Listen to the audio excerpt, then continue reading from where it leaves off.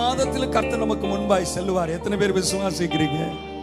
மீகா 2வது அதிகாரத்தில் 13வது வசனத்தில் வேதம் சொல்லுகிறது, தடைகளை நீக்கி போடுகிறவர் அவர்களுக்கு முன்பாக என்ன செய்கிறாராம்?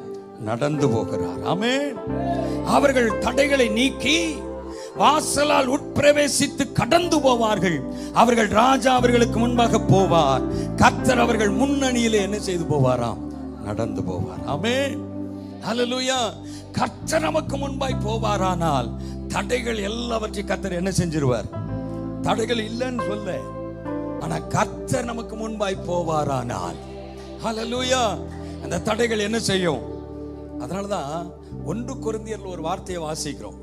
1 கொரிந்தியர்ல 16வது அதிகாரத்துல 9வது வசனத்துல பவுலையா விசுவாசத்தோடு நம்பிக்கையோடு ஒரு வார்த்தையை சொல்லுகிற ஒரு வார்த்தையை வாசிக்கிறோம்.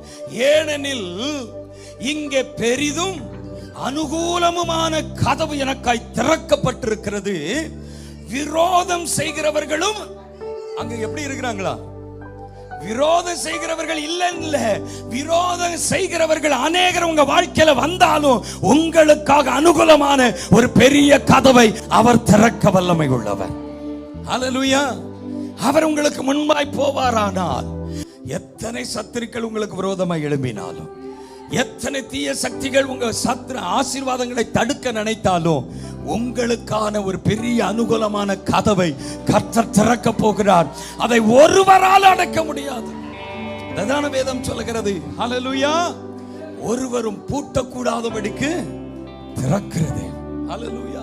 இந்த மாதத்தில் எத்தனை பேர் வாயை திறந்து பவுலையா போல எத்தனை பேர் சொல்ல போறீங்க? எனக்காக அனுகூலமான, ஹல்லேலூயா, பெரிதும் அனுகூலமான ஒரு கதவை கர்த்தர் எனக்காக என்ன செய்வார்? திறப்பார். அவர் எனக்கு முன்பாய் செல்கிறபடினா சத்தம் 2 கரம் உயர்த்தி, ஜெய கிறிஸ்து முன் செல்கிறார், ஜெயமாக நடத்திடு. சத்தத்தை உயர்த்தி சொல்லுவோம். ஜெய கிறிஸ்து முன் செல்கிறார், ஜெயமாக நடத்திடுவார்.